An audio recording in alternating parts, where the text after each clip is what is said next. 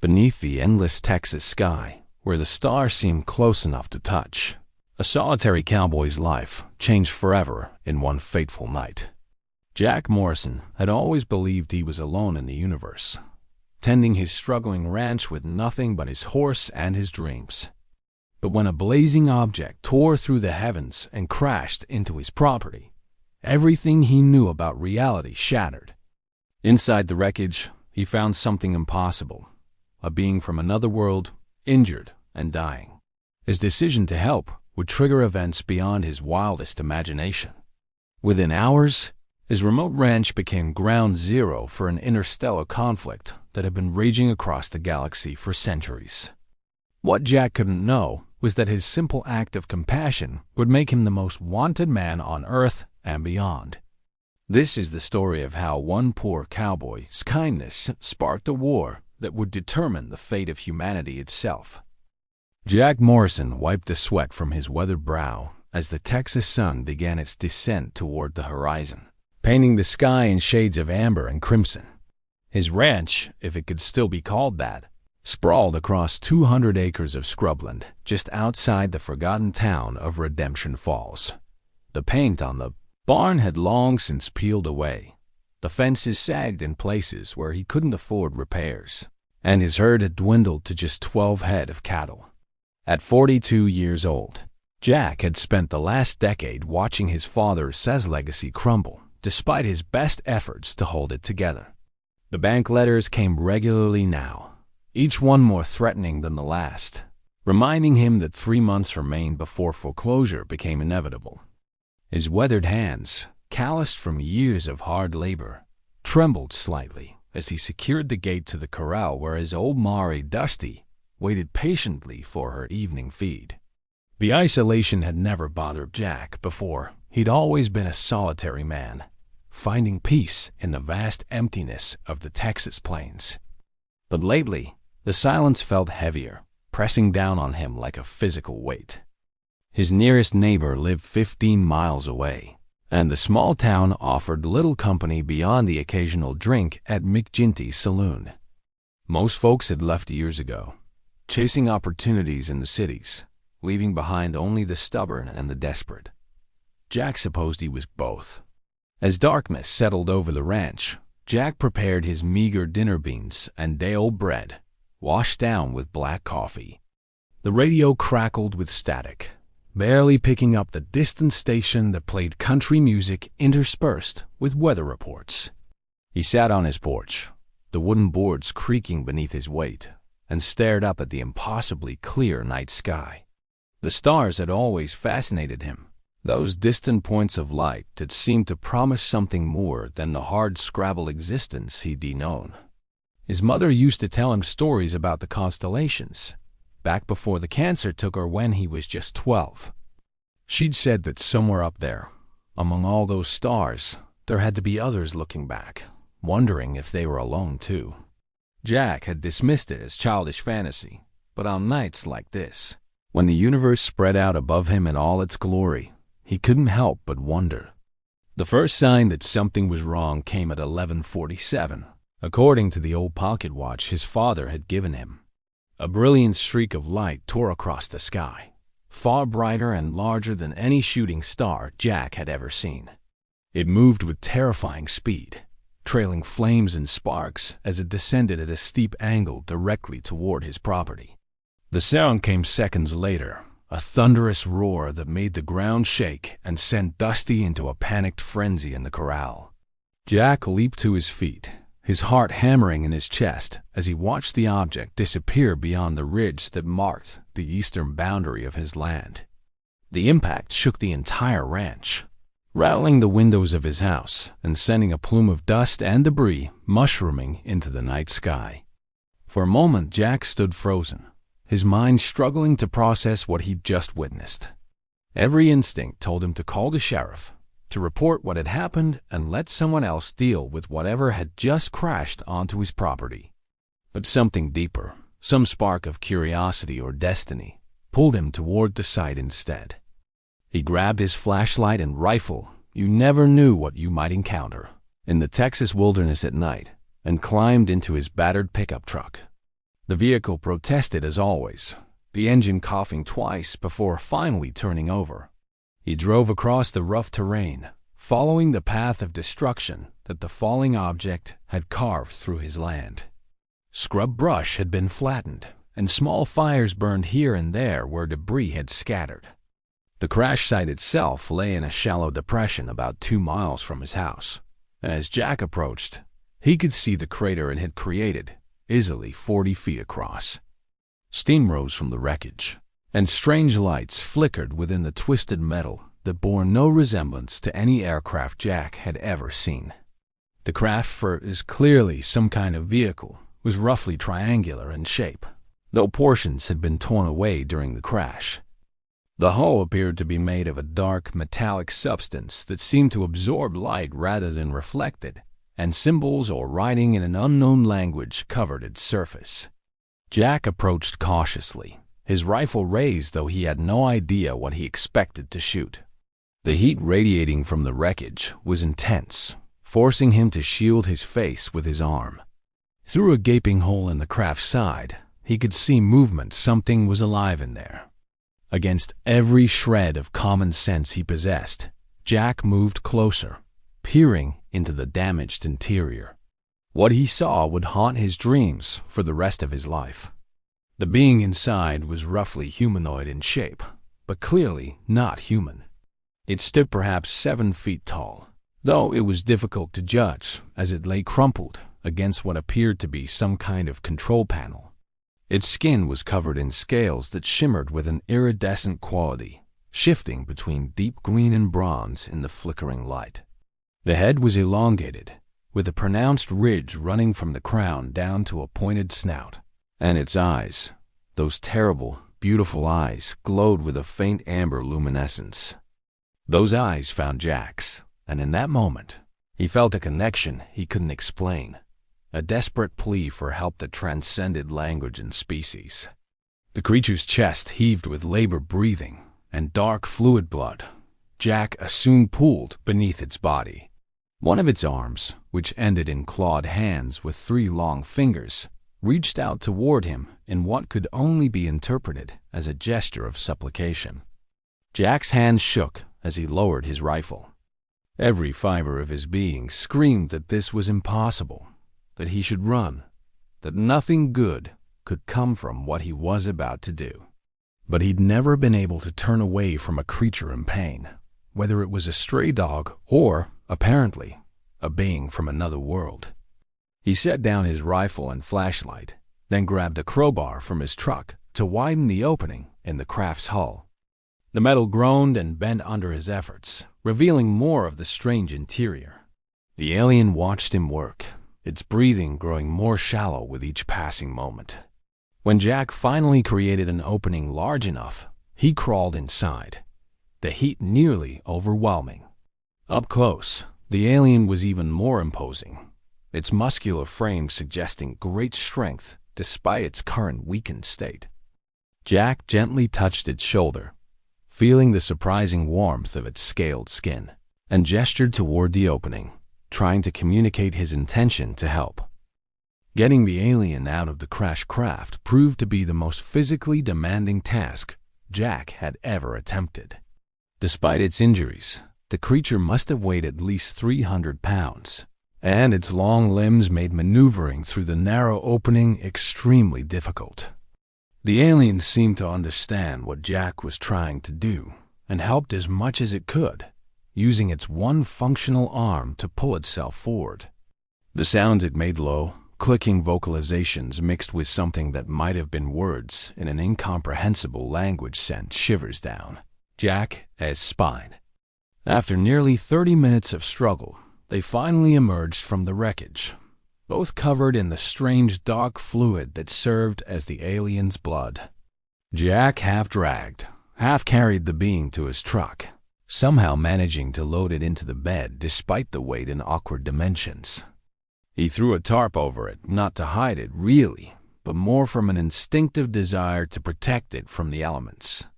The drive back to his house seemed to take forever, and Jack constantly checked his rearview mirror, expecting to see government helicopters or military vehicles converging on his location. But the night remained quiet, save for the labored breathing of his impossible passenger. His house had never been meant to accommodate a 7-foot reptilian alien, but Jack did his best to make the creature comfortable. He cleared off his dining table, the sturdiest piece of furniture he owned, and carefully transferred the alien onto it. Under the harsh light of his kitchen, he could better assess the extent of the injuries. The creature had suffered severe trauma to its left side, with what appeared to be broken ribs, assuming it had ribs, and deep lacerations that exposed the muscle, and possibly organs beneath. Its left leg was bent at an unnatural angle, clearly fractured. The alien's eyes remained fixed on Jack as he worked, that strange amber glow dimming and brightening in what might have been a pattern of communication or simply pain. Jack had some experience with veterinary medicine from years of tending cattle, but this was far beyond his expertise. He cleaned the wounds as best he could with water and antiseptic, his hands surprisingly steady despite the surreal nature of the situation. The alien flinched at the sting but made no move to stop him. As Jack worked through the night, he became aware of something extraordinary. Each time his hand touched the alien's skin, he experienced brief flashes of images and emotions that were on his own vast starships moving through the void of space. Battles fought across impossible distances, a sense of urgent purpose mixed with crushing despair. The alien seemed to be communicating with him telepathically, though the connection was weak and fragmentary. Jack caught glimpses of the creature's name, or at least what it called itself, a concept that translated roughly as Guardian of the Dawn, though the actual name was a series of harmonics he couldn't possibly reproduce with his human vocal cords. He took to calling it Dawn in his mind, and the alien seemed to accept this, its eyes flickering with what might have been approval or amusement. Through the telepathic fragments, Jack learned that Dawn was a soldier of some kind, though the concept was more complex than simple military service. He, as Jack somehow understood the being was male, had been fleeing from pursuers when his ship was damaged and fell to earth. By the time the first light of dawn began to creep through Jack's windows, he had done everything he could for his patient. He'd splinted the broken leg using boards from his porch and strips of torn sheet, bandaged the worst wounds, and managed to get some water into Dawn using a tube. The alien had fallen into what Jack hoped was sleep rather than unconsciousness. His breathing steadier, though, still concerning. Jack collapsed into his armchair, exhaustion pulling at every muscle in his body. He allowed himself to close his eyes for just a moment, telling himself he'd rest for 10 minutes before figuring out his next move. He needed to contact someone, surely the authorities, the military, maybe even NASA, but the protective instinct he felt toward Dawn held him back. In those telepathic flashes, he'd sensed the danger that surrounded his unexpected guest, the relentless enemies who pursued him. Turning Dawn over to the government might be tantamount to a death sentence. Jack woke to the sound of engines, many engines, and the thump of helicopter rotors. His eyes snapped open, his body flooding with adrenaline as he realized he'd slept for over 3 hours. The sun now stood well above the horizon, and through his window, he could see the dust clouds of multiple vehicles approaching his ranch.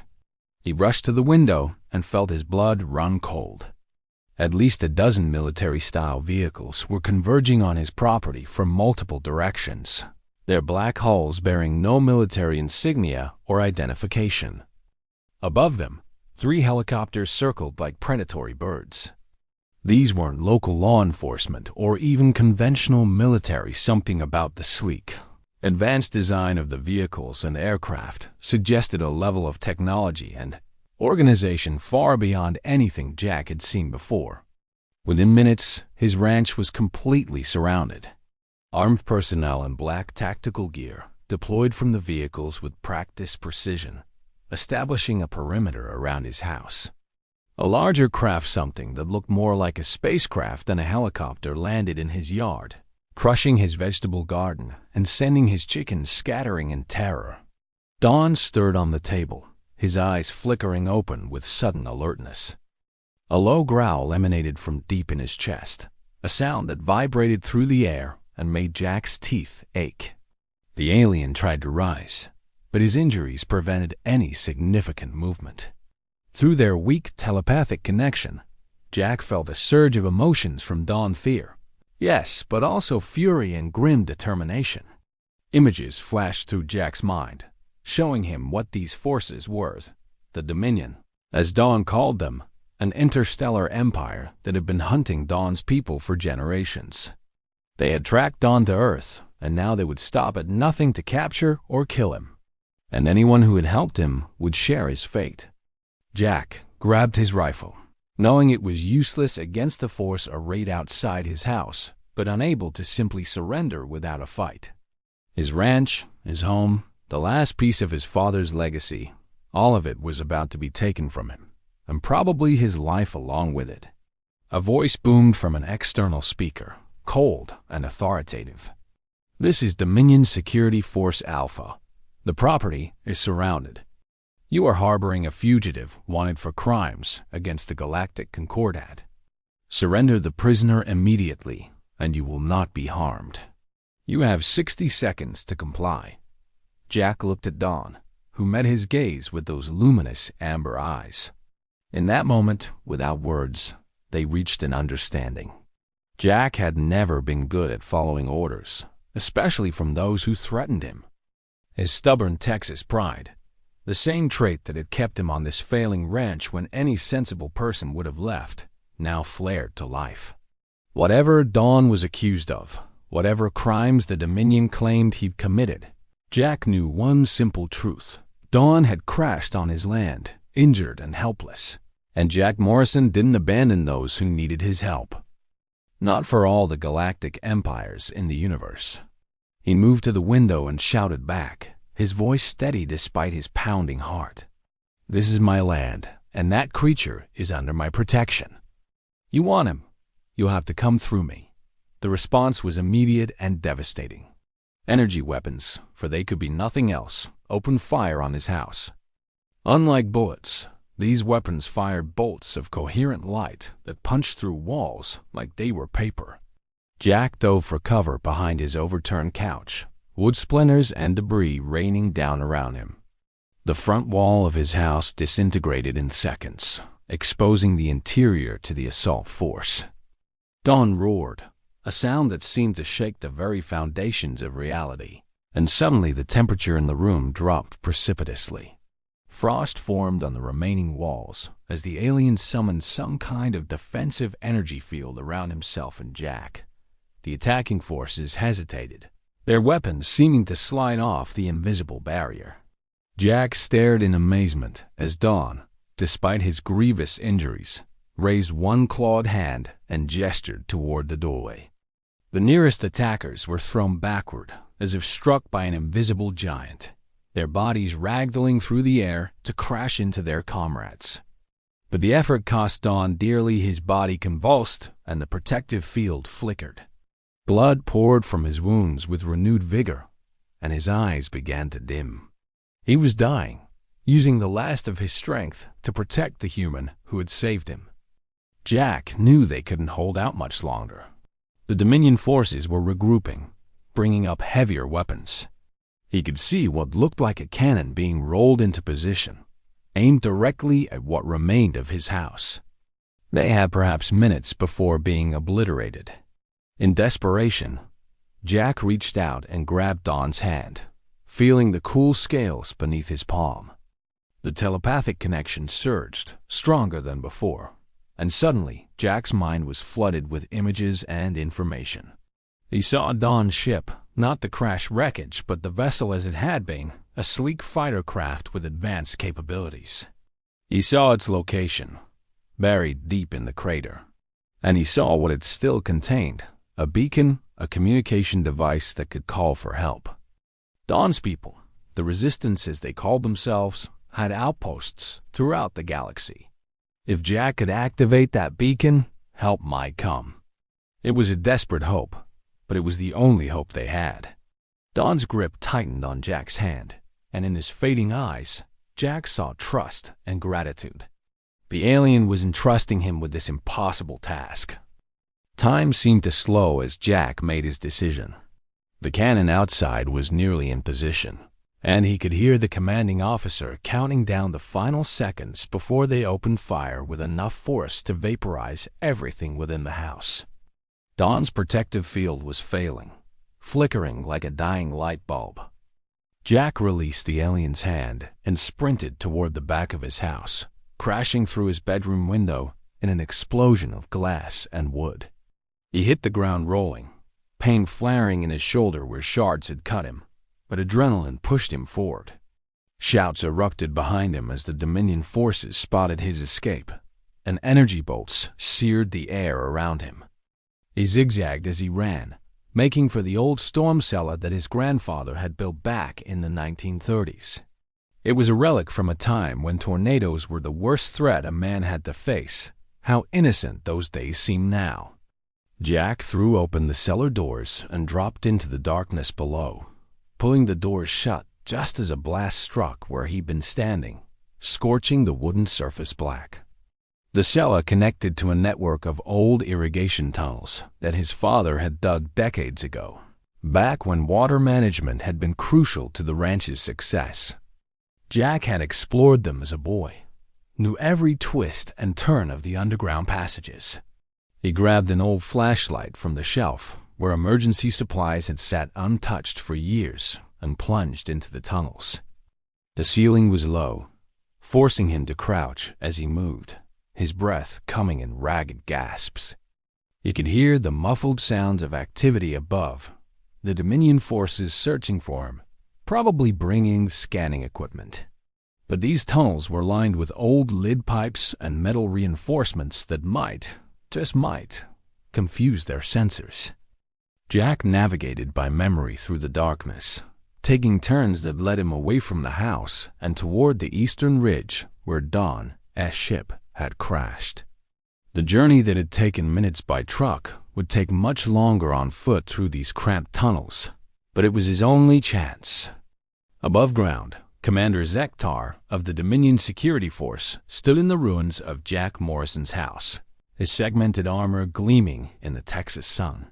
He was a member of the Xenari species, insectoid beings who had served as the Dominion's enforcers for 3 centuries. His compound eyes scanned the primitive dwelling with barely concealed contempt. How these humans had managed to develop nuclear weapons while still living in structures made of wood and plaster baffled him. The fugitive, the one they'd been tracking across 12 star systems, lay on the crew table, his life signs fading rapidly. Reptile approached the dying alien with clinical interest. This one was Draconian, one of the ancient reptilian races that had once ruled vast portions of the galaxy before the Dominion rose to power. The Draconians had refused to submit to Dominion authority, had continued their resistance even as their worlds burned. This one, designated as Subject 7-7 Alpha in Dominion records, had stolen critical intelligence about Dominion military operations and fled with it stored in his biological memory. The information he carried could devastate Dominion control over entire sectors. Reptile's mandibles clicked together in what might have been satisfaction. "Seal the perimeter," he ordered his troops in the harsh, clicking language of his people. "The human cannot have gone far, and prepare the extraction equipment. This one still lives, which means we can still retrieve what we need from his mind." 2 technicians moved forward with a device that looked like a metallic spider, its legs tipped with syringes that would penetrate directly into Dawn's brain to forcibly extract his memories. It was an agonizing process that would leave the subject brain dead, but the Dominion cared nothing for the welfare of those who defied them. As they prepared to attach the device to Dawn's skull, the Draconian's eyes suddenly blazed with renewed light. He surged upward with surprising strength, his good arm sweeping out to strike one technician and send him flying. The extraction device clattered to the floor as Dawn rolled off the table, roaring his defiance. He was dying, yes, but he would not die passively while enemies violated his mind. His people had fought for too long, sacrificed too much, for him to surrender now. Zektar responded instantly, his plasma rifle coming up to fire. The bolt struck Dawn in the chest, and the Draconian stumbled backward, crashing through the remains of the wall to fall into the yard outside. Dominion troops surrounded him immediately, weapons trained on his prone form. But Dawn was laughing, a terrible, rasping sound that bubbled up from his ruined chest. Through the blood that poured from his mouth, he managed to speak in accented but clear English, words meant for Zektar to understand. "You're too late. Already sent ... the human. Carries what you seek. And you'll never find him in time." It was a lie, of course, or at least a partial one. Jack didn't carry the intelligence Dawn had stolen that remained locked in Dawn's genetic memory, accessible only through the extraction process. But Jack did carry something perhaps more valuable: knowledge of the Resistance, of Dawn's mission, of the beacon that could bring help.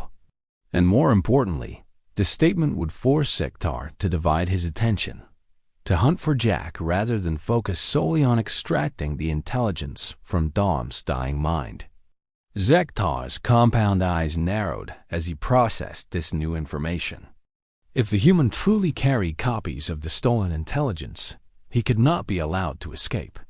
The primitive humans of Earth had no faster-than-light communication, no way to transmit the data off-world immediately, which meant catching the human was still possible.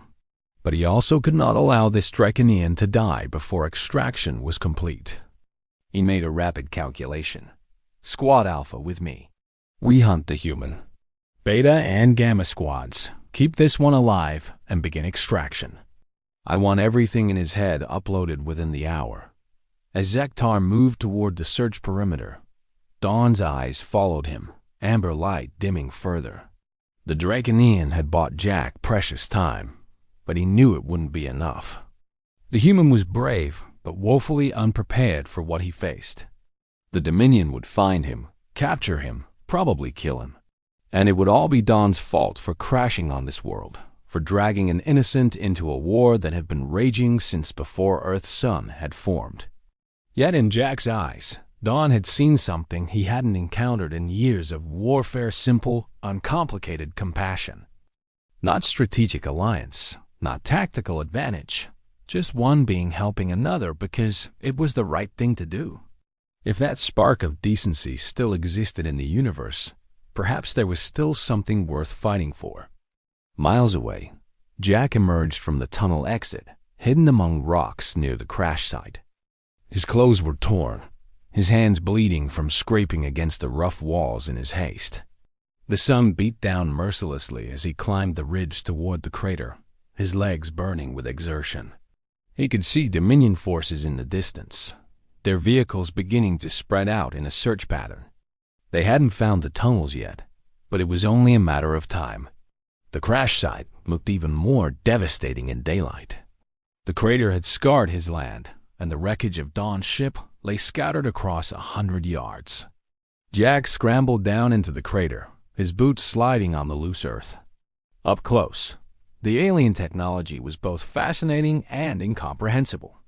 Controls and displays covered with symbols he couldn't read, materials that seemed to shift and change color as he touched them. He had no idea where to even begin looking for the beacon Dawn had shown him in their mental link. Panic began to set in as precious minutes ticked away. Then he felt a warmth against his chest, where Dawn's blood had soaked through his shirt during the rescue. The blood was glowing faintly, and he realized with shock that it was responding to the ship, serving as some kind of biological key. Jack followed the sensation deeper into the wreckage, squeezing through gaps in the twisted metal until he reached what must have been the ship's heart, a cold chamber filled with pulsing light and crystalline structures that hummed with power. In the center, suspended in some kind of energy field, was a device roughly the size of a football, its surface covered in the same iridescent scales that covered Dawn's body. The moment Jack touched it, the device bonded to his hand, tendrils of light spreading up his arm as it integrated with his nervous system. Knowledge flooded his mind, Not just how to use the beacon, but other things, fragments of galactic history, stellar navigation, weapon systems. It was overwhelming. Far too much information for his human brain to process. He fell to his knees, crying out as the data stream continued, threatening to burn out his consciousness. Then, mercifully, it stopped. The beacon had calibrated itself to his more limited biology, creating an interface he could comprehend. With trembling hands, Jack activated the distress signal. The beacon pulsed once, twice, then projected a holographic display showing his location and Dawn's identity code. The signal was now broadcasting across multiple dimensions, calling out to any resistance forces within range. Help would come, but how long would it take? The answer to his unspoken question came with devastating speed. A massive explosion rocked the crash site as Dominion forces fired on his position. Jack looked up to see Zektar standing at the crater's rim, his rifle aimed directly at Jack's head. The human who thinks himself a hero, the alien commander's voice echoed across the crater, his translation software rendering his words in English. You have activated a beacon that will bring your allies. But they are days away, while my fleet arrives within the hour. Surrender now, and I will make your death quick. Jack looked down at the beacon in his hand, then back up at the assembled Dominion forces. There were at least 20 armed soldiers surrounding the crater, weapons locked onto him. His rifle lay somewhere in the ruins of his house. He had no weapons, no armor, no way to fight. He should have been terrified, should have been ready to give up. Instead, he felt a strange calm settle over him. Dawn had trusted him with this task, had believed in him despite having no logical reason to do so. And Jack Morrison had never been good at knowing when to quit. Jack's fingers tightened around the beacon as new information filtered through the device into his consciousness. The beacon wasn't just a communicator, it was a weapon, a shield, a piece of technology so advanced that it bordered on seeming like magic to his human understanding. Dawn had been a special forces operative, what the Resistance called a vanguard, and this device was his primary tool. It responded to biometric signatures, which was why Dawn's blood had activated it for Jack. Now it was synchronized with Jack's nervous system, reading his intentions and translating them into action. He didn't fully understand how it worked, only that when he thought about protecting himself, the device responded. A shimmering barrier of golden energy erupted around him just as Zektar opened fire. The plasma bolts struck the shield and dissipated harmlessly, the energy redistributing across its surface in ripples of light. The Dominion commander's mandibles clicked in what might have been surprise or annoyance. He barked orders in his native language, and the rest of his squad opened fire simultaneously. 20 plasma rifles discharged at once, creating a barrage that should have reduced Jack and the crater to molten slag. Instead, the shield held, absorbing and deflecting the devastating firepower. Jack felt the strain immediately. The shield was using his body's own bioelectric energy to maintain itself, drawing on reserves he didn't know he had. His muscles began to ache, his head pounded, and he could feel his strength draining away. He couldn't maintain this defense for long minutes at best. He needed to either escape or counterattack, and the crater offered no route out that wasn't covered by Dominion forces. Through the beacon's connection, he sensed other capabilities, other functions that Dawn would have used instinctively, but that Jack struggled to understand. There was something about energy projection, about channeling power through the device to strike back at his enemies. He focused on that sensation, imagining the shield's energy flowing outward rather than containing itself around him. The beacon pulsed in response, and suddenly arcs of golden lightning erupted from the shield's surface, snaking outward toward the Dominion soldiers. The energy struck 3 of them, and their bodies convulsed before collapsing. The others retreated, taking cover behind rocks and equipment. Zektar's multifaceted eyes fixed on Jack with new interest. "Impossible," the alien commander hissed.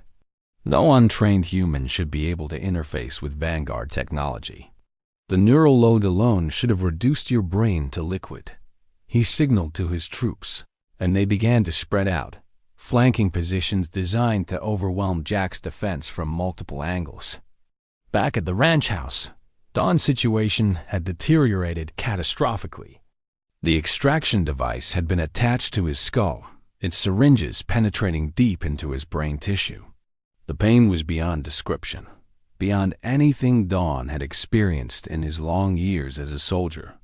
The Dominion technicians worked with cold efficiency, downloading the contents of his memory onto their data cores. He could feel his thoughts being pulled from him, his experiences and knowledge stolen piece by piece. Images flashed before his dying eyes, his homeworld Draconis Prime before the Dominion bombardment. The faces of his clutchmates who had died in the early days of the Resistance, his mate Saras, who he would never see again. The intelligence he carried, the military strategies and fleet positions he'd stolen from the Dominion Central Command, was being ripped from his mind. But Dawn had one final trick, one last desperate gambit. The Draconians had evolved with a unique neurological feature, the ability to compartmentalize and encrypt their memories at a biological level. It was how they'd survived as a species despite countless attempts at forced assimilation by conquering empires. Don had buried the most critical intelligence deep within his neural architecture, protected by layers of biological encryption that would take weeks to crack, even with Dominion technology. What the technicians were extracting now was real information. Yes, but it was outdated data. Intelligence that had already been compromised or was of limited strategic value. Don had been prepared for capture from the moment he fled the Dominion command station. He'd known they would hunt him to the ends of the galaxy. That extraction was always a possibility. So he'd created a false layer of memories, convincing enough to pass initial analysis but ultimately useless for tactical purposes. By the time the Dominion realized they'd been deceived, Dawn would be dead, and the real intelligence would die with him, encoded in the parts of his brain that the extraction process would destroy. It was cold comfort as agony tore through his consciousness, but Dawn took satisfaction in knowing that he denied his enemy's victory even in defeat. His only regret was the human, Jack Morrison. That simple farmer had shown more courage in a few hours than most soldiers showed in a lifetime. He deserved better than to die alongside Dawn in this remote corner of an insignificant planet. The lead technician suddenly stiffened, his sensors detecting something in the extracted data. "Commander Zektar, priority alert," he transmitted across their communication network. "The subject has compartmentalized his memories. What we're extracting is superficial data. The primary intelligence remains locked in encrypted neural sectors." At the crater, Zektar received this message with cold fury. The Draconian had fooled them, bought time at the cost of his own agony, which meant the beacon the human had activated was even more critical than Zektar had thought. If resistance forces arrived and recovered Dawn while he still lived, they might be able to extract the real intelligence. The entire operation was at risk of catastrophic failure. Zektar made a decision that would haunt him in the days to come. "Terminate extraction," he ordered. "Execute the prisoner and prepare orbital bombardment of these coordinates. We destroy everything: the crash site, the ranch, the human. Nothing survives." Within seconds, one of the Dominion ships in orbit began charging its main weapon, a lance of concentrated energy capable of glassing an area the size of a small city. Jack was right. He couldn't hold them off much longer. But Zektar hadn't counted on the arrival that was about to change everything. The sky split open with a sound like reality tearing. A massive wormhole erupted directly above the ranch, and through it emerged a ship that dwarfed the Dominion vessels like an eagle overshadowing sparrows. It was clearly of Draconian design, all sleek curves and crystalline protrusions that glowed with internal power. Gun ports opened along its hull, revealing weapons that hummed with barely contained destructive force. The resistance had arrived, and they were not in a diplomatic mood. Zaktar's mandibles clacked in alarm as he realized his error. The beacon must have included a priority code, a designation that marked Dawn as critical enough to warrant an immediate response. The Dominion had been tracking a Vanguard operative without realizing his true importance. And now a Resistance battlecruiser had just dropped into Earth's orbit with enough firepower to devastate the entire Dominion presence in this sector. The Draconian ship's weapons locked onto the Dominion orbital vessel, and a single pulse of energy reduced it to vapor before it could fire its bombardment lance. Atmospheric fighters launched from the battlecruiser's hangar. Sleek craft that screamed through the air toward the crater where Jack huddled behind his failing shield. The Dominion ground forces opened fire on the approaching fighters, their plasma rifles woefully inadequate against military-grade shields. The Resistance craft returned fire with precision strikes that neutralized the enemy troops without causing collateral damage to the surrounding area. Within seconds, the tactical situation had reversed completely. Jack watched in amazement as one of the fighters landed near the crater's edge, its hull opening to reveal a squad of armored Draconians, each standing over 7 feet tall and bristling with advanced weaponry. The squad leader approached Jack's position, his scales a deep crimson overlaid with gold markings that denoted high rank. He spoke, and the universal translator built into his armor rendered his words in English. "Human, you carry the beacon of Vanguard Dawncaller. Where is he?" Jack pointed back toward the ranch, his voice hoarse from exhaustion. "They have him. They were extracting his memories. He was dying when I left." The squad leader's eyes narrowed, and he issued rapid commands to his team. Half the interior of the Resistance battlecruiser was unlike anything Jack could have imagined. Corridors stretched in impossible directions, their walls appearing to shift and reconfigure as crew members passed through. The lighting seemed to come from everywhere and nowhere at once, casting no shadows yet allowing perfect visibility. Draconians of various scale colorations moved with purpose through the passages, some stopping to stare at the human in their midst with undisguised curiosity. Shenkar led Jack through this maze of alien technology to a large chamber that appeared to serve as both command center and medical bay. Dawn lay on a raised platform in the center.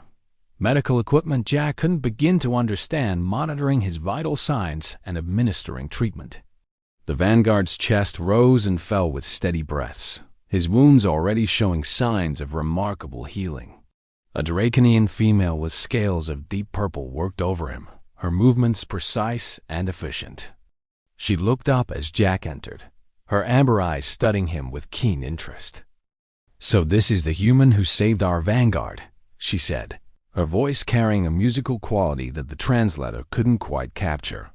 "I am healer Mrs. Tell. Dawncaller speaks highly of you, even in his fevered state." He kept repeating your name, Jack Morrison, as if it were a prayer. Jack approached the platform cautiously, relief flooding through him as he saw Dawn's improved condition. "He's going to survive?" Mrs. Tell's expression softened. "Yes, thanks to your intervention. Had you not removed him from his vessel and treated his wounds, he would have died before our arrival. And had you not activated the beacon when you did, the Dominion would have extracted the intelligence he carries and executed him. You saved not just one life, but potentially millions. The information Dawncaller protects could turn the tide of this war." She gestured to a holographic display that materialized above Dawn's body, showing complex neural patterns and encrypted data clusters. "The intelligence is still secure, locked within his biological memory. Once he fully recovers, we can properly extract and distribute it to Resistance Command." Shenkar placed a clawed hand on Jack's shoulder, guiding him toward an observation window that looked out over Earth below. "You asked what this war is about, Jack Morrison. The answer requires understanding history that spans millennia."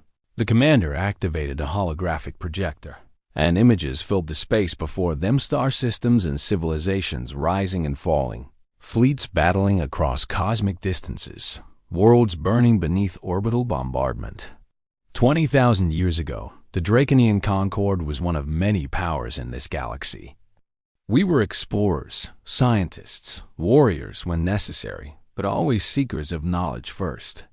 Then the Dominion rose, an alliance of insectoid species, led by the Zentari. They believed in absolute order, in control and subjugation of all lesser species.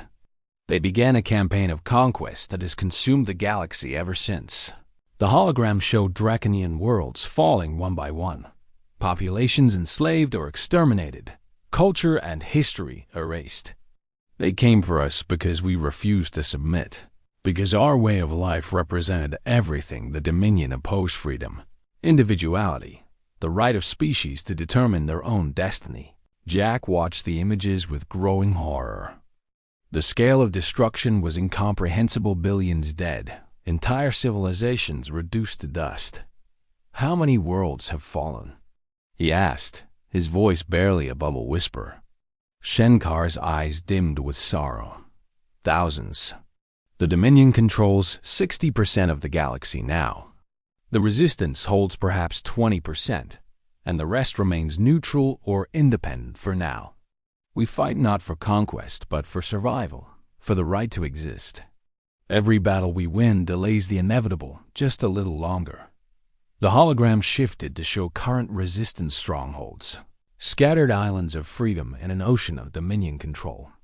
Dawncaller was sent on a deep infiltration mission to Dominion Central Command, a fortress world protected by defenses that should have been impenetrable.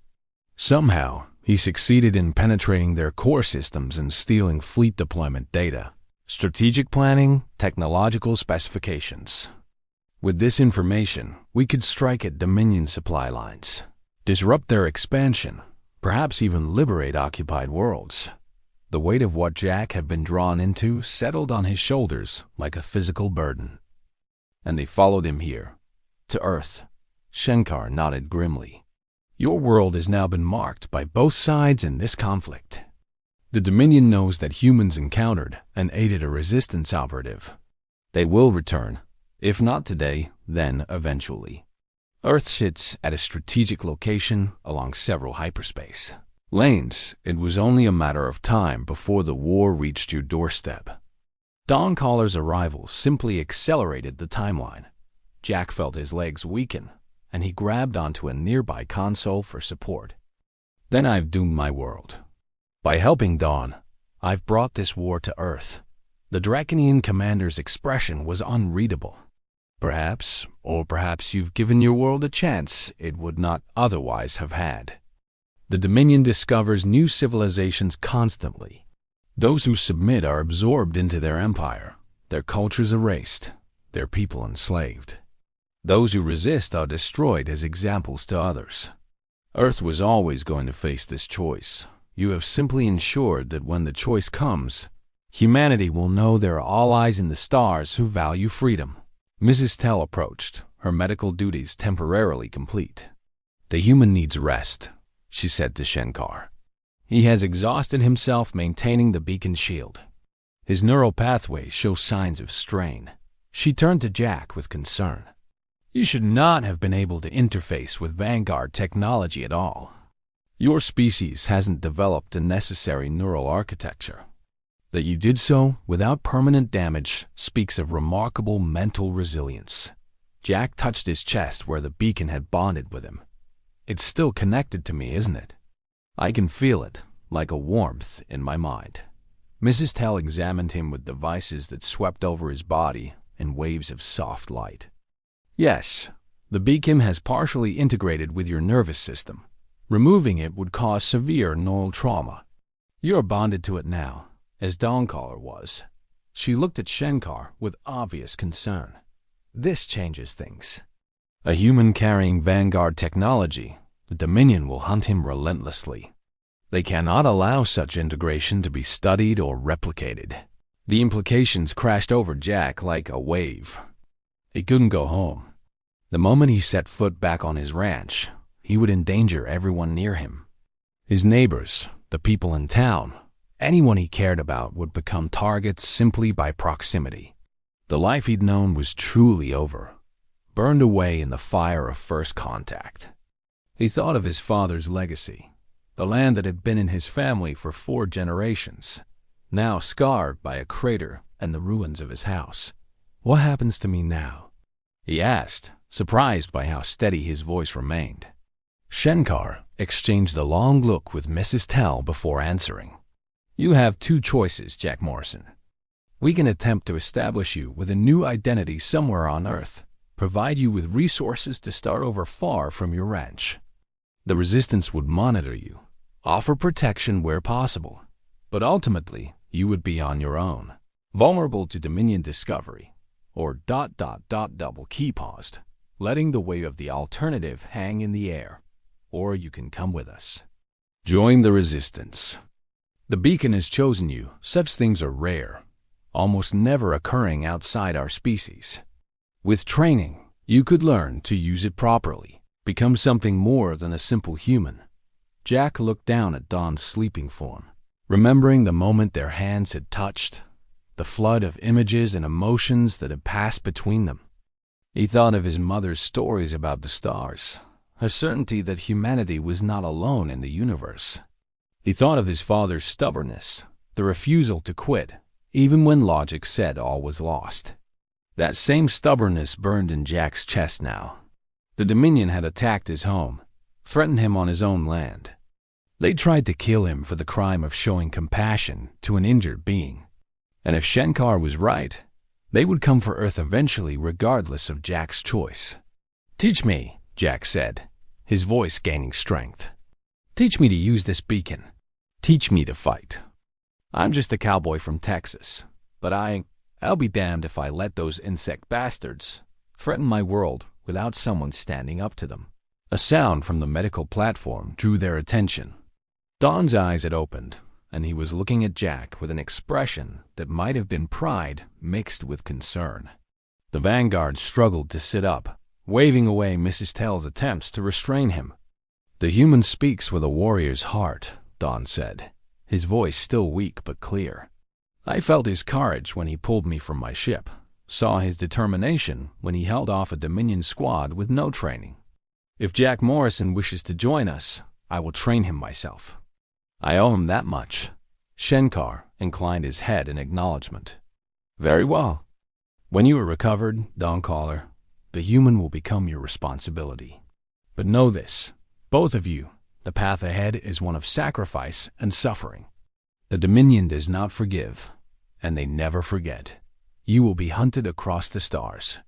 Your every moment will be shadowed by danger. There will be no home, no peace, no certainty of survival." He looked at Jack with an intensity that made the human feel as if his soul was being weighed. "Are you certain this is what you want, Jack Morrison? There is no shame in choosing life over glory." Jack met the commander's gaze without flinching. "My ranch was my life. That's gone now. If I'm going to start over, might as well make it count for something. Besides," he managed a tired smile, "I've always wondered what was out there among the stars. Guess I'm about to find out." The decision made, events moved quickly. Mrs. Tell arranged quarters for Jack in the crew section of the ship, a small chamber that was still larger and more comfortable than his entire house had been. The walls could display any environment he desired, defaulting to a surprisingly accurate recreation of the Texas night sky. He slept fitly for what his internal clock suggested was about 4 hours. His dreams filled with images of burning worlds and advancing Dominion fleets. When he woke, a uniform waited for him, adaptive material that adjusted to his size and provided protection from various environmental hazards. It felt strange wearing something so advanced, like playing dress-up in a science fiction movie. A young Draconian, scales bright green with youth, arrived to escort him to the training facilities. The alien introduced himself as Kesslin, a junior officer serving as liaison for the few non-Draconian members of the Resistance. "We don't see many humans," Kesslin said as they walked. "Your species hasn't developed interstellar travel yet, and the Resistance policy is non-interference with developing civilizations. You're an exception, circumstances forcing contact before the proper time. Some of the crew are..." curious about you. They entered a vast chamber that seemed to defy the physical dimensions of the ship. The space was easily the size of a football stadium, with multiple levels and various training areas visible.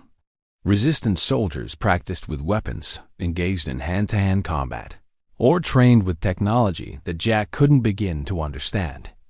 In the center of it all stood Dawn.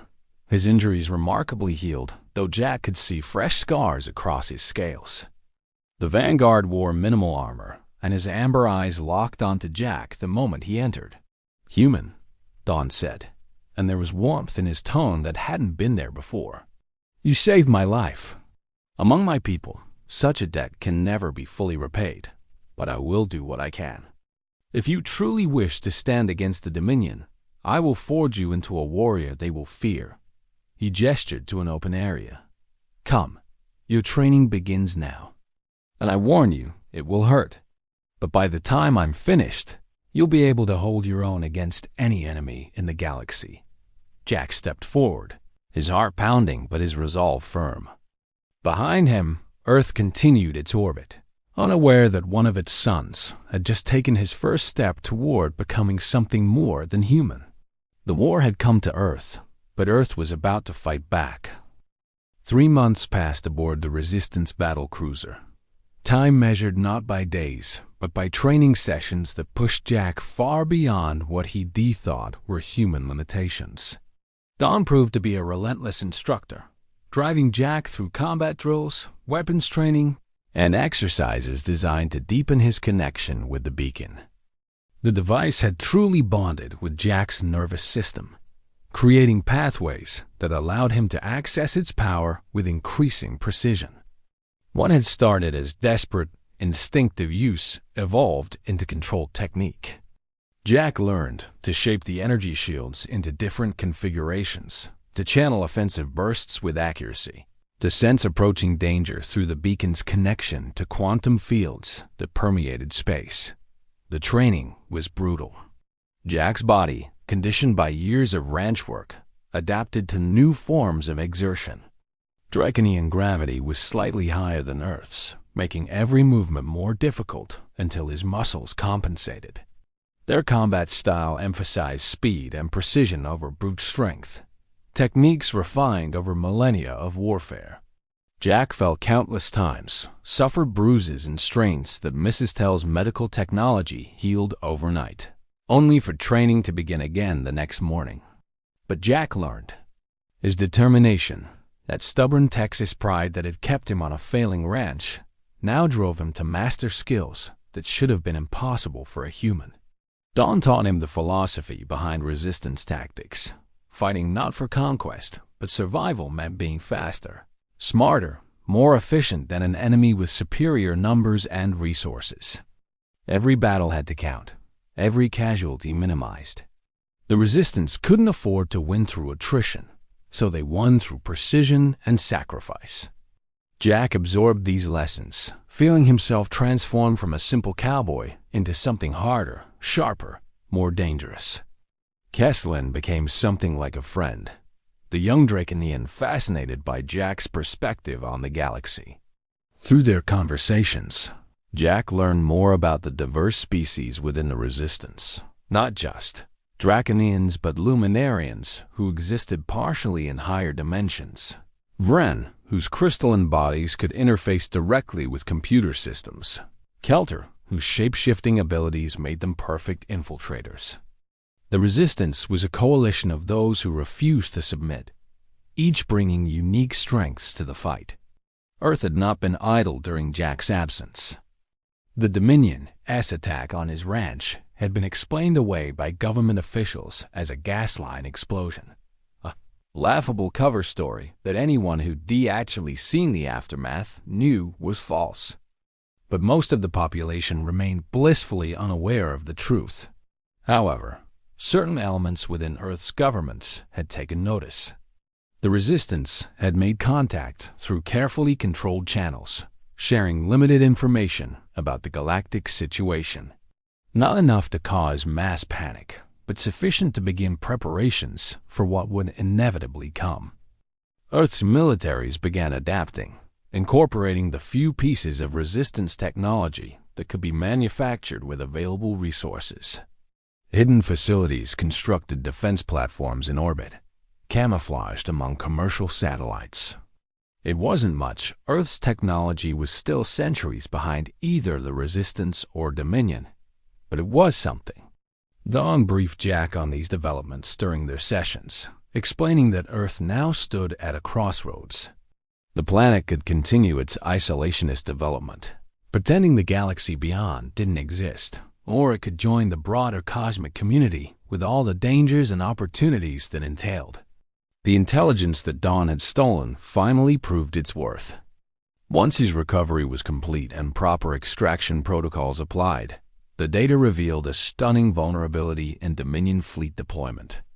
A major offensive was planned against the resistance stronghold of Kelter 9, with forces stripped from frontier sectors to ensure overwhelming victory.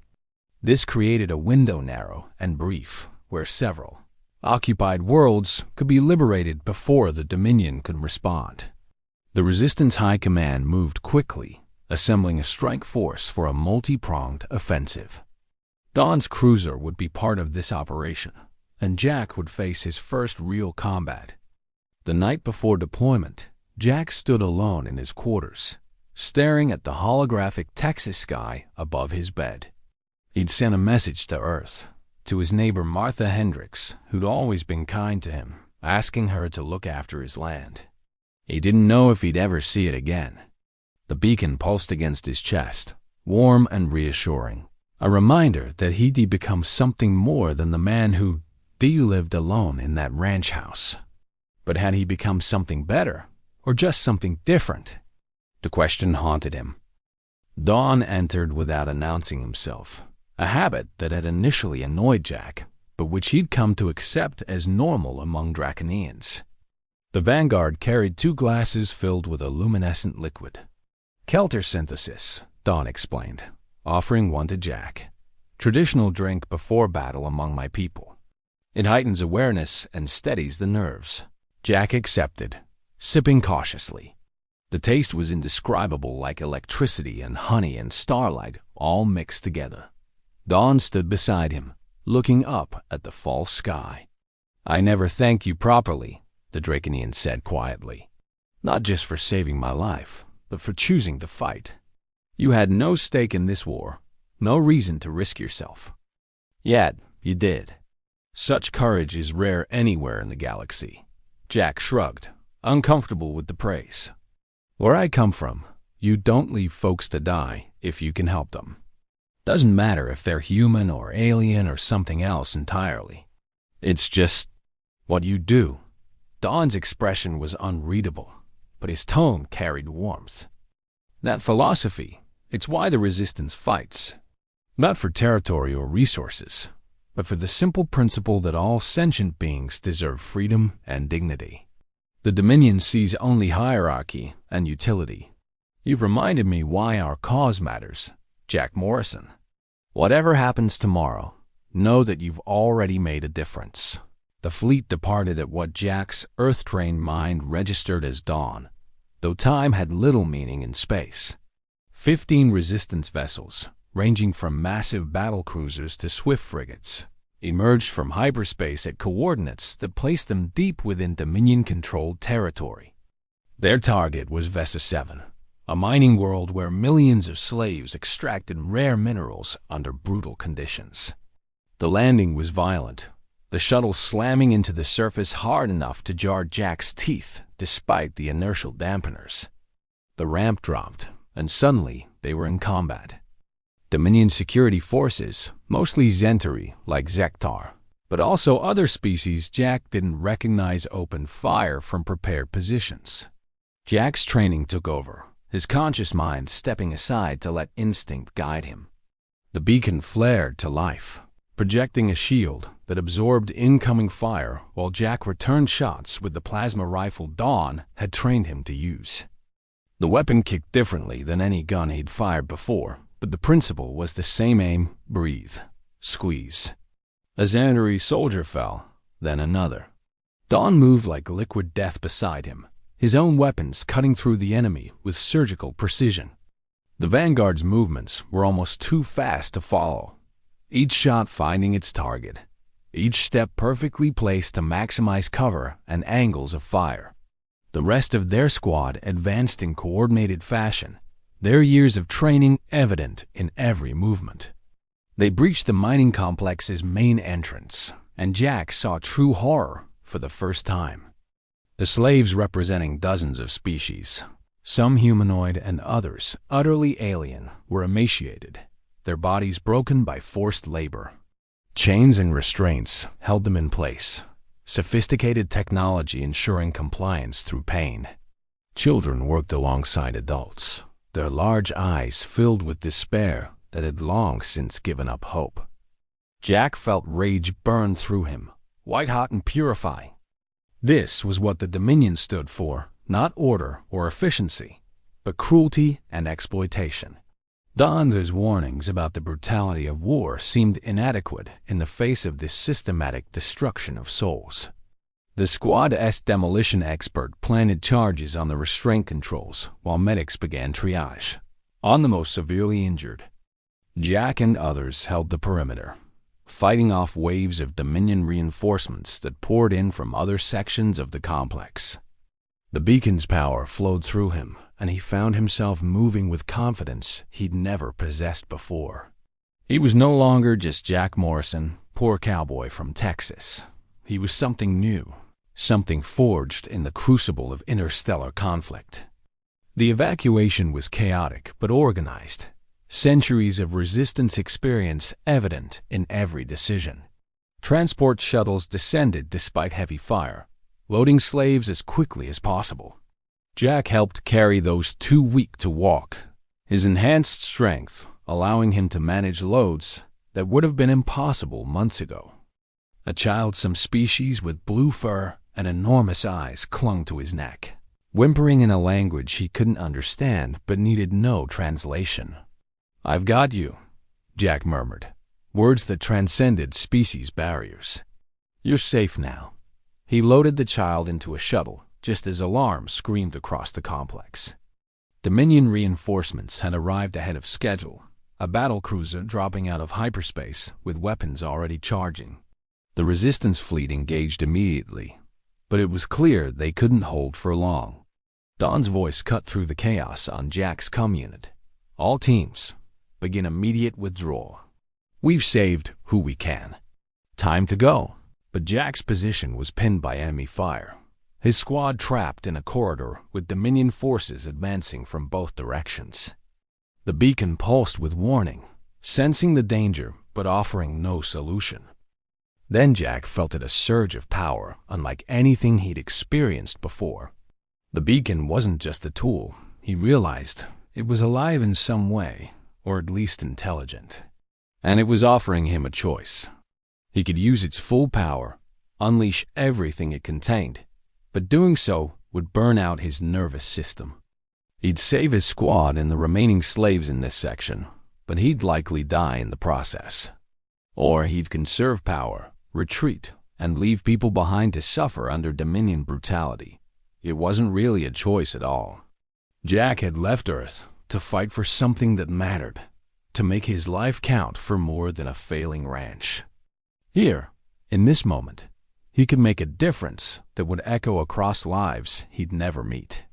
He smiled, thinking of his mother's stories about heroes among the stars. Maybe he'd become one after all in his own small way. "Don," he said into his comm, surprised by the calm in his voice. "Get everyone out. I'm going to buy you time." Before Don could respond, Jack released the beacon's full power. Golden energy erupted from his body, flooding the corridor with light so intense it bleached shadows from existence. The Dominion forces were thrown backward, their weapons melting, their armor warping. Jack strode forward through the conflagration like an avenging angel, his body wreathed in power that reality itself seemed to bend around. He felt his nervous system beginning to fry, pain beyond description tearing through him, but he held on, channeling every ounce of power toward protecting those behind him. The restraints holding the remaining slaves shattered, the very metal evaporating under the beacon's energy. "Run!" Jack shouted, his voice echoing with harmonics that weren't entirely human anymore. "Get to the shuttles." They ran, stumbling and helping each other, while Jack held the Korger alone against an entire Dominion battalion. He was burning up from the inside out. He knew his human biology never meant to channel this kind of power. But he'd held long enough. The last shuttle was away, its engines flaring as it climbed toward the resistance fleet. Don's voice in his ear was shouting something, but Jack could no longer understand the words.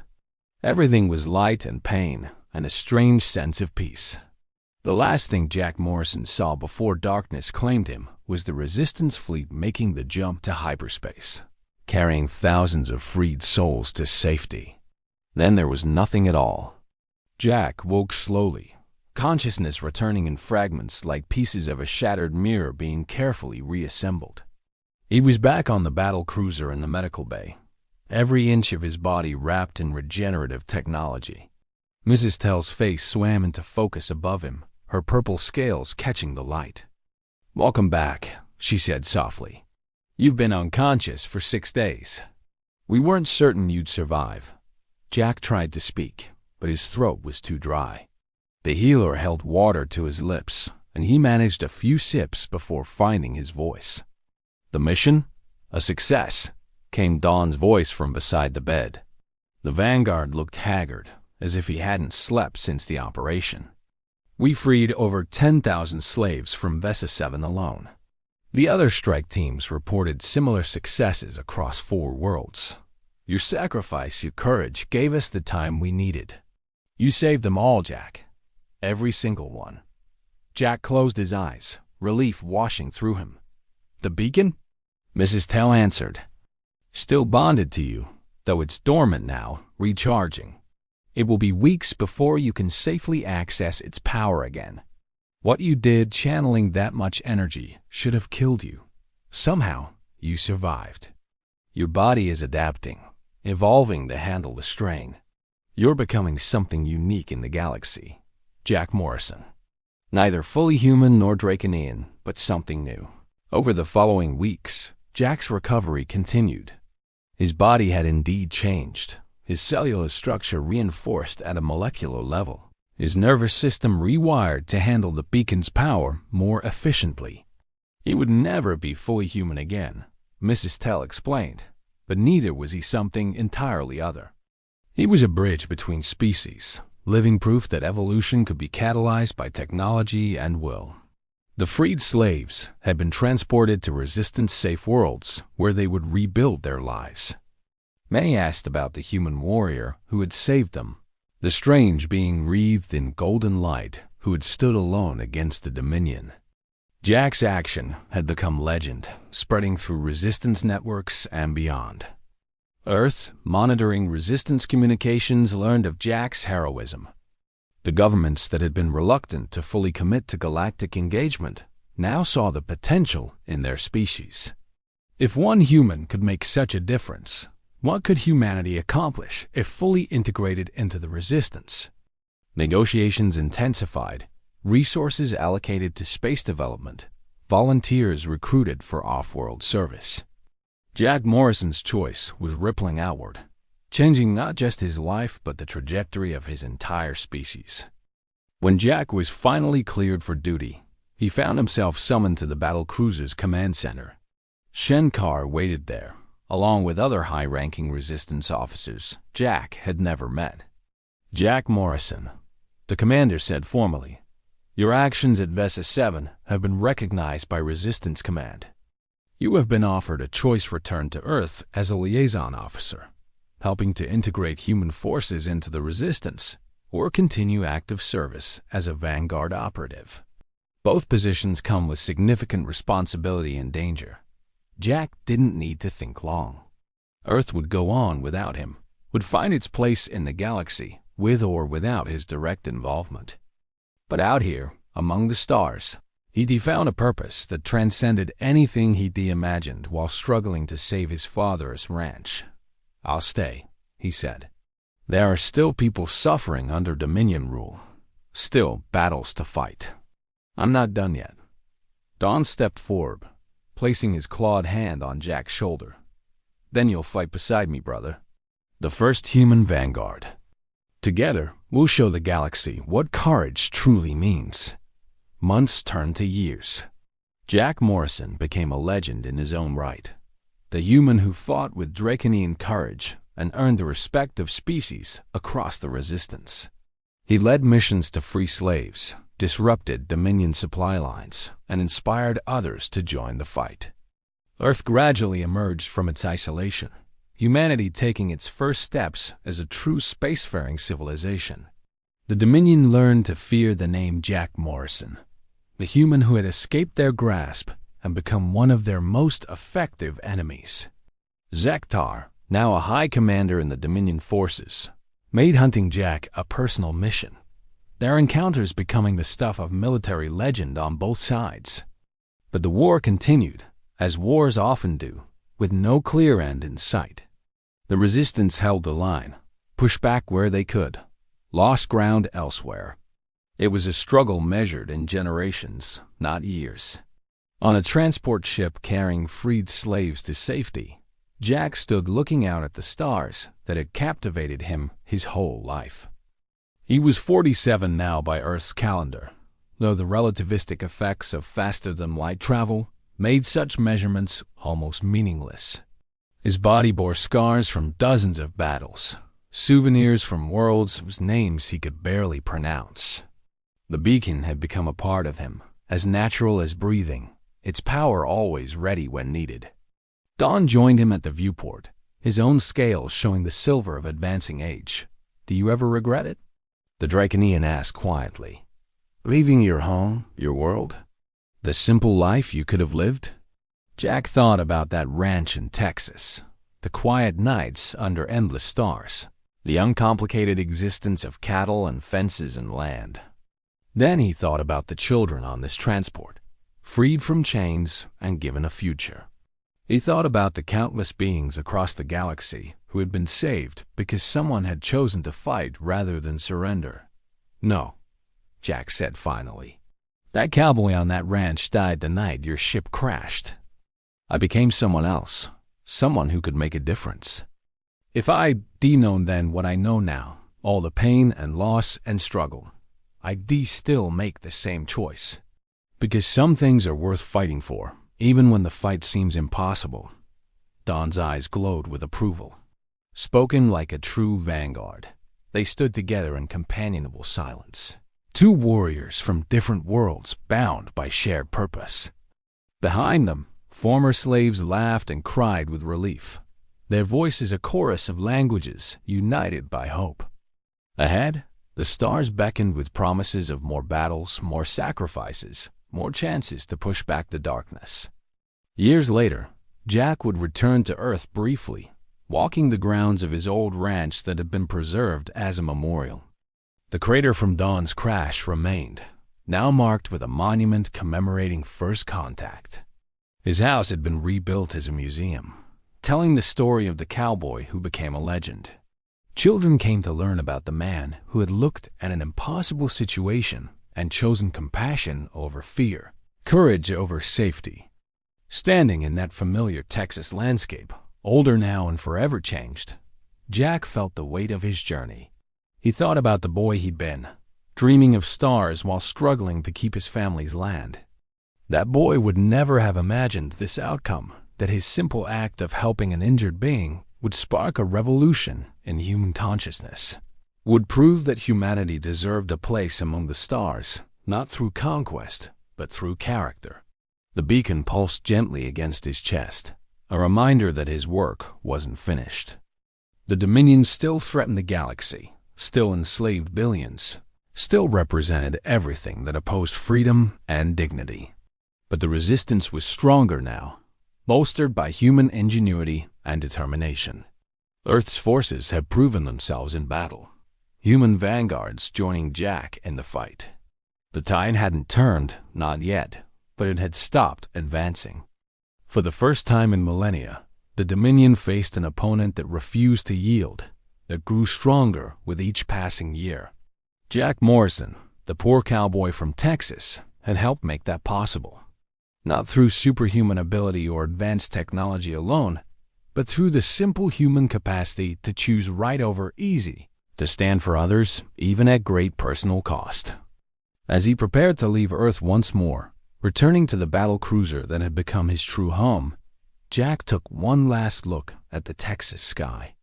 The stars shone as bright as ever, but now he knew their secrets, knew the beauty and terror that waited among them.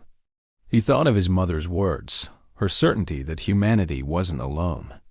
She'd been right, and the truth had been more complex and wondrous than she could have imagined. Somewhere in the galaxy, the Dominion was planning its next move. Somewhere, beings suffered in chains, waiting for liberation that might never come. Somewhere, the war continued its eternal dance of advance and retreat, victory and sacrifice. And somewhere among the stars, Jack Morrison and thousands like him stood ready to fight another day, guardians of freedom in an unfathomably vast universe. The story of the poor cowboy who rescued an alien and changed the fate of worlds had only just begun. His legend would grow with each battle, each life saved, each impossible victory snatched from the jaws of defeat. But Jack didn't think of himself as a legend. He was just a man who'd been given a choice and made the only one his conscience would allow. In the end, perhaps that's what heroism truly was, not the absence of fear or superhuman ability, but simply the willingness to do what needed to be done, regardless of the cost. As his shuttle lifted off, carrying him back to the stars and the battles that awaited, Jack Morrison smiled. His father would have been proud, he thought. Not because his son had become a warrior or a legend, but because when the moment came, Jack hadn't quit.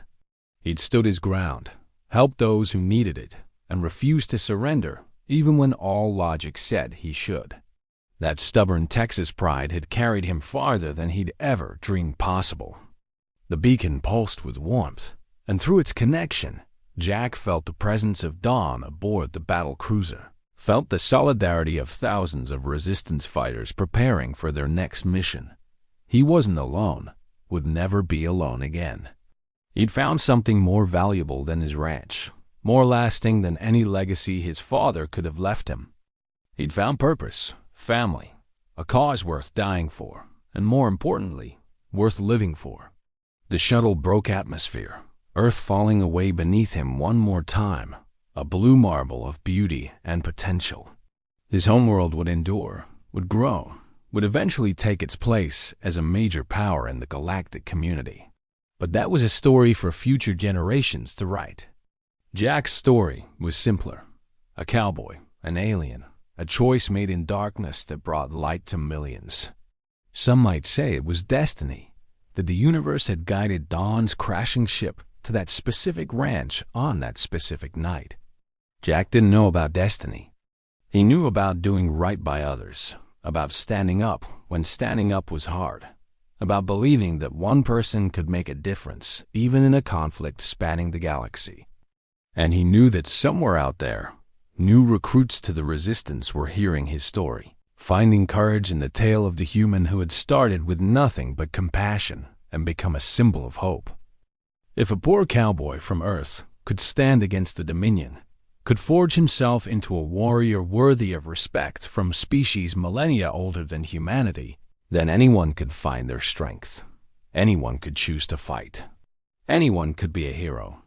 The stars embraced him, and Jack Morrison flew toward his future, leaving behind the man he'd been and embodying the warrior he'd become. The war would go on. Battles would be won and lost. Lives would be saved and mourned. But through it all, the legend would persist of the human who'd rescued a reptilian alien from a crashed ship, who'd faced galactic forces the next day with nothing but courage and conviction, who'd proven that the measure of a being wasn't in their technology or their power, but in their willingness to stand for something greater than themselves. And in command centers and refugee camps, in training facilities and frontline bases across resistant space, they would tell his story. They would speak of Jack Morrison, the vanguard who'd started as a poor cowboy and become a guardian of freedom. And they would know that if he could rise to meet the galaxy's challenges, so could they. The universe was vast and often cruel, filled with empires that valued only power and control. But it also contained beings willing to fight for something better, to believe in freedom and dignity, even when such beliefs seemed naive or foolish. Jack Morrison had been one such being. His story beginning in a moment of simple kindness on a forgotten ranch and expanding to encompass worlds and civilizations proved that heroism wasn't about being born special or having unique abilities. It was about making the choice, again and again, to help rather than harm, to build rather than destroy, to stand rather than flee. And as long as beings like Jack existed in the galaxy, as long as someone was willing to make that choice, the Dominion would never truly win. Tyranny might have strength, but freedom had something more powerful: the unbreakable will of those who refused to submit. The beacon pulsed one final time as the shuttle docked with the battle cruiser, and Jack Morrison stepped into the corridors that had become more familiar than his old house ever was. Don waited there, as he always did, ready for their next mission. Together, they walked toward the briefing room where new challenges awaited. Two warriors from different worlds united in common cause. The story of the poor cowboy who rescued an alien had evolved into something far greater than either of them could have predicted.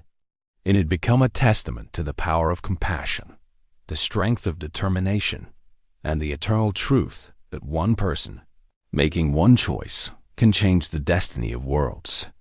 And across the galaxy, in languages Jack would never speak and on worlds he'd never visit, his name would be remembered. Not as a conqueror or a tyrant, but as a guardian, a liberator, a simple man who'd looked at the impossible and decided to try anyway. That was his legacy. That was his truth. And as the battle cruiser jumped to hyperspace, racing toward the next battlefield in an endless war, Jack Morrison smiled. He'd found his place among the stars, not as a poor cowboy from Texas, but as something far more valuable, a beacon of hope in a galaxy that desperately needed heroes. The journey that had begun with a crash, landing on a dusty ranch, had become an odyssey spanning the cosmos. And though the destination remained uncertain, Jack knew one thing with absolute certainty: he would continue fighting, continue standing, continue being that beacon of hope for as long as he drew breath. Because that's what heroes did. And Jack Morrison, against all odds and expectations, had become exactly that.